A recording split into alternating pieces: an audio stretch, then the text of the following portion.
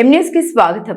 మండపేట రైతు బజార్ వద్ద వేంచేస్తున్న శ్రీ విజయదుర్గ అమ్మవారి ఆలయం వద్ద ముక్కోటి ఏకాదశి పర్వదినం అలాగే శుక్రవారం కావడంతో ఆలయ గురుస్వామి కామరాజు ఆధ్వర్యంలో ఆలయ అర్చకులు పిచ్చుకరాజు మధు అమ్మవారికి ప్రత్యేక పూజలు నిర్వహించారు.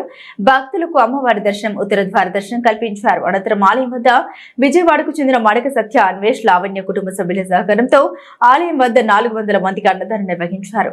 మండపేట పట్నం రైతు బజార్ వద్ద వేంచేస్తున్న శ్రీ విజయదుర్గ అమ్మవారి ఆలయం వద్ద ముక్కోటి ఏకాదశి పర్వదినం అలాగే శుక్రవారం కావడంతో ఆలయ గురుస్వామి కామరాజు పర్యవేక్షణలో ఆలయ అర్చకులు పిచ్చుకరాజు ఆధ్వర్యంలో అమ్మవారికి వేకువజామున వివిధ అభిషేకాలు ప్రత్యేక పూజలు నిర్వహించి భక్తులకు ఉత్తర ద్వార దర్శనం కల్పించారు.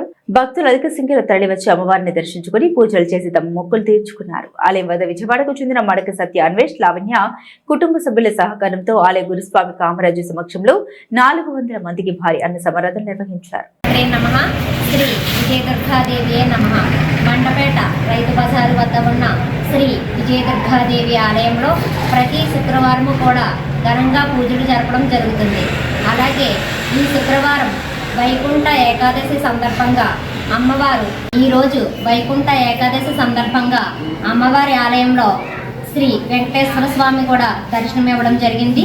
భక్తులందరూ తెల్లవారుజాము నుంచి వచ్చి అమ్మవారిని ఆ వెంకటేశ్వర స్వామిని దర్శించుకోవడం జరిగిందండి. అలాగే ప్రతి శుక్రవారము కూడా దాతల సహకారంతో అన్నదానం చేయడం జరుగుతున్నది. అలాగే ఈ శుక్రవారము విజయవాడకు చెందిన లావణ్య గారిచే వారి కుటుంబ సభ్యులచే భారీగా అన్నదానం చేయడం జరుగుతున్నది. అమ్మవారి ఆశీస్సులు వాళ్ళకి ఎప్పుడు పొందాలని, అమ్మవారి ఆశీస్సులు ఎప్పుడు వారిపై ఉండాలని మరీ కోరుకుంటున్నాను.